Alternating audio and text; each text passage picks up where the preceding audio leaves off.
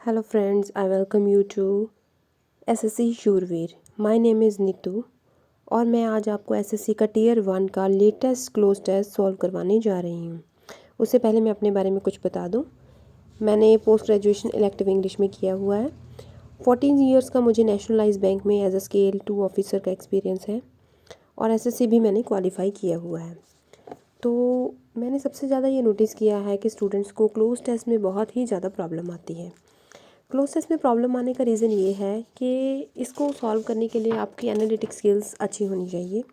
खास करके हिंदी मीडियम वाले स्टूडेंट्स को ज़्यादा प्रॉब्लम आती है। तो इसके लिए सबसे पहले स्टार्ट करने के भी पहले मैं आपसे कुछ टिप्स शेयर करना चाहती हूँ जिनको आप ध्यान से सुनेंगे। तो पहले टिप तो यही रहेगी कि रीड द पैसेज केयरफुली। सबसे पहले आप पैसेज को ही ध्यानपूर्वक पढ़ेंगे, तभी आप उसके क्वेश्चंस को आंसर कर पाएंगे। सिर्फ एक फिलअप पढ़ के उसका आंसर करने से हमेशा आंसर गलत हो जाता है। ठीक है, तो सेकंड हमारा टिप ये रहेगा, try to eliminate the options. ठीक है, आपको सही ऑप्शन नहीं पता कोई बात नहीं, लेकिन आपको दूसरे ऑप्शंस क्यों गलत हैं अगर ये पता है तब भी आप सही आंसर पे पहुंच सकते हैं। और थर्ड है लॉजिकली सोचें। अपना दिमाग खुला रखें और लॉजिकली सोचने की कोशिश करें कि ये ऑप्शन आंसर क्यों नहीं हो सकता। जिसमें आपको क्या हेल्प करेगा, जिसमें आपको फिक्स प्रेपोजिशंस हेल्प करेंगी, पार्ट्स ऑफ स्पीच हेल्प करेगा, ग्रामर, सब्जेक्ट वर्ब एग्रीमेंट और वोकैब की नॉलेज आपको बहुत सारी हेल्प करने वाला है। ठीक है, उसके बाद सबसे जो इम्पॉर्टेंट पॉइंट यही है कि क्लोज टेस्ट में जो इम्प्रूवमेंट है ना उसमें टाइम लगता है, तो इसके लिए आपको पैनिक नहीं होना है। सबसे पहली बात तो यही है। और डेली एक क्लोज टेस्ट आपको प्रैक्टिस करते हुए ही चलना है, तभी कोई इम्प्रूवमेंट हो पाएगी। और साथ साथ अपना ग्रामर, वोकैब, प्रेपोजिशंस, एवरीथिंग उसमें आप अपना काम करते रहें। उसकी इम्प्रूवमेंट जैसे जैसे होती जाएगी वैसे वैसे आपकी क्लोज टेस्ट में इम्प्रूवमेंट होती रहेगी। पहले पहले चाहे आपका 1 ठीक हो, 2 ठीक हो, कुछ भी ठीक हो, लेकिन आप प्रैक्टिस करना नहीं छोड़ेंगे। ठीक है, तो इसी प्रॉमिस के साथ हम स्टार्ट करते हैं आज का फर्स्ट क्लोज टेस्ट जो आपकी स्क्रीन पे आपको नज़र आ रहा है। उससे पहले मैं आपको बता दूं, आप मेरा एक डिस्काउंट कोड जो कि स्क्रीन पे दिया हुआ है वो यूज़ करके अनअकैडमी के सब्सक्रिप्शन पर 23% डिस्काउंट ले सकते हैं। तो चलिए फ्रेंड्स, अब ज़्यादा देर ना करते हुए हम स्टार्ट करते हैं आज का क्लोज टेस्ट नंबर 1 जो कि एसएससी टीयर 1 में आया हुआ है 1 दिसंबर 2022 शिफ्ट नंबर 1 में। इसमें क्या है, डिजिटल इंडिया के बारे में बताया गया है। तो सबसे पहले हम देख रहे हैं, digital India can be the prime dash behind making a reality of the government's promise of minimum government maximum governance. ठीक है, तो digital India can be the prime dash. तो डिजिटल इंडिया प्राइम क्या हो सकता है जो गवर्नमेंट के इस प्रॉमिस के पीछे है, मिनिमम गवर्नमेंट और मैक्सिमम गवर्नेंस के पीछे। ठीक है, तो मिनिमम क्या माइट हो सकता है, प्राइम माइट तो नहीं हो सकता, ये तो बिल्कुल ही गलत ऑप्शन है। ठीक है, कैन के साथ माइट वैसे भी नहीं लग सकता। ठीक है, तो बी ऑप्शन आपका है इम्पैक्ट। तो prime impact behind a reality, ये तो बिल्कुल ही गलत लग रहा है। प्रभाव, इसका मतलब होता है प्रभाव। ठीक है, तो ये भी यहाँ नहीं सेट बैठ रहा। उसके बाद है डी ऑप्शन फैक्टर्स। फैक्टर्स तो वैसे ही प्लूरल है, यहाँ पे डिजिटल इंडिया की बात करी हुई है तो इसलिए यहाँ पे प्लूरल तो नहीं आ सकता। दैट मीन्स कि सी फोर्स हमारा बिल्कुल राइट आंसर है। Digital India can be the prime force behind making a reality of the government's promise of minimum government maximum governance. तो हम नेक्स्ट लाइन पढ़ते हैं, such a transformation requires technology to be firmly dash into government something that the Digital India project lists as one of its foremost objectives। हमें एक बार पूरा passage पढ़ लेना चाहिए। Embedding technology into government dash will do three things: transform the government and make it more transparent and efficient, transform the lives of citizens, especially those at the bottom of the dash pyramid, and make our economy more efficient and competitive।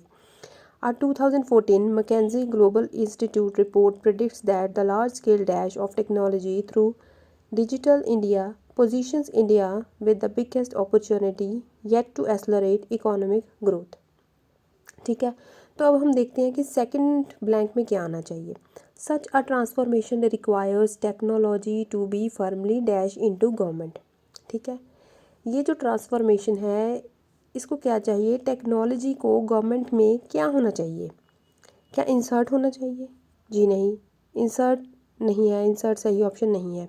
Stuck होना चाहिए, stuck तो बिल्कुल ही absurd है, क्योंकि stuck हो जाना, आप किसी काम करते कभी स्टक हो गए, कहीं रुक गए, है ना, तो ये तो बिल्कुल ही गलत हो गया। फर्मली प्लांटेड, जी नहीं, प्लांटेड की भी यहाँ बात नहीं हो रही है, तो फर्मली एम्बेडेड इसका जो है वो सही आंसर आएगा। ठीक है, तो आगे भी आप इसका हिंट पढ़ सकते हैं। देखिए अगले ही सेंटेंस में लिखा हुआ है एम्बेडिंग टेक्नोलॉजीज़। ठीक है, तो यहीं से आपको हिंट मिल सकता था। अगर आपने पैराग्राफ पूरा पहले पढ़ लिया होता तो आपको यहीं से पता चल जाना था कि इसका आंसर एम्बेडेड ही आएगा। ठीक है, तो अब हम चलते हैं नेक्स्ट पे। Something that the digital India project list as one of its foremost objectives. Embedding technology into government dash will do 3 things. ठीक है, एम्बेडिंग टेक्नोलॉजी इनटू गवर्नमेंट जो है, जब वो जो टेक्नोलॉजी गवर्नमेंट में समाई हुई है, विल डू 3 थिंग्स, वो 3 थिंग्स करेगी। ठीक है, इसमें अब आप ऑप्शंस देखिए। फर्स्ट है ऑफिसेज, प्रोसेसेस, हायरार्कीज और डिटेल्स। तो government offices will do 3 things, ये तो बिल्कुल ही गलत हो गया। Government hierarchies will do 3 things. Hierarchy होती है रैंकिंग, जैसे एक रैंक है उसके ऊपर कोई और रैंक है। ठीक है, ये होगी हायरार्कीज। और ऑफिसेज का तो यहाँ कोई सेंस ही नहीं बन रहा। डिटेल्स भी बिल्कुल ही गलत ऑप्शन है। एम्बेडिंग टेक्नोलॉजी इनटू गवर्नमेंट, ये क्या करेगी? गवर्नमेंट के प्रोसेसेस में अगर आप टेक्नोलॉजी को डाल देंगे तभी वो ट्रांसफॉर्मेशन करेगी। ठीक है, तो गवर्नमेंट के ऑफिसेज में डालने से भी कुछ नहीं होगा, गवर्नमेंट की हायरार्की में भी नहीं, गवर्नमेंट की डिटेल्स में तो बिल्कुल ही गलत हो गया। ठीक है, इसलिए हमारा ऑप्शन जो है वो यहाँ पे प्रोसेसेस ही आएगा। ठीक है, तो हम नेक्स्ट पॉइंट देखते हैं। नेक्स्ट है will make do the 3 things, transform the government and make it more transparent and efficient. तो ये गवर्नमेंट को ज़्यादा ट्रांसपेरेंट और एफिशिएंट बनाता है। Transform the lives of citizen specially those at the bottom of the dash pyramid. ठीक है, और जो वो लोग हैं जो इस पिरामिड के बॉटम पे हैं, ठीक है, उनकी लाइफ्स को जो है वो बिल्कुल ही चेंज कर देगा। तो यहाँ पे कौन सा पिरामिड आना चाहिए? Mythical pyramid. मिथिकल तो वो होता है जैसे मिथ्स होते हैं, स्टोरीज होती हैं जिनमें मिथिकल कैरेक्टर्स भी हम बोलते हैं। ठीक है, तो ये तो बिल्कुल ही गलत हो गया यहाँ पे। उसके बाद है क्लासिफाइड। क्लासिफाइड का मतलब है जिसे क्लासीफाई किया गया है, या जैसे आपने सुना होगा क्लासिफाइड डॉक्यूमेंट्स होते हैं जो सीक्रेट रखे जाते हैं। ठीक है, तो ऐसे सीक्रेट पिरामिड की भी कोई बात नहीं हो रही यहाँ पे। फिर है डी में हाइपोथेटिकल। हाइपोथेटिकल का मतलब होता है कोई आइडिया, कोई थ्योरी जो अभी प्रैक्टिकल में ना आई हो। ठीक है, तो यहाँ पे हाइपोथेटिकल पिरामिड की भी कोई बात नहीं हो रही, तो एक्चुअल पिरामिड की बात हो रही है। ठीक है, तो यहाँ पे आंसर होगा प्रोवर्बियल। प्रोवर्ब्स आपने जैसे सुना होगा, इंग्लिश में प्रोवर्ब्स होती हैं। ठीक है, उसी से ये वर्ड बना है प्रोवर्बियल। प्रोवर्बियल जैसे लौकिक जिसको हम बोलते हैं ना, वो है। And make our economy more efficient and competitive. ठीक है, तो यहाँ पे सही ऑप्शन क्या हो जाएगा? सी होगा, प्रोवर्बियल पिरामिड।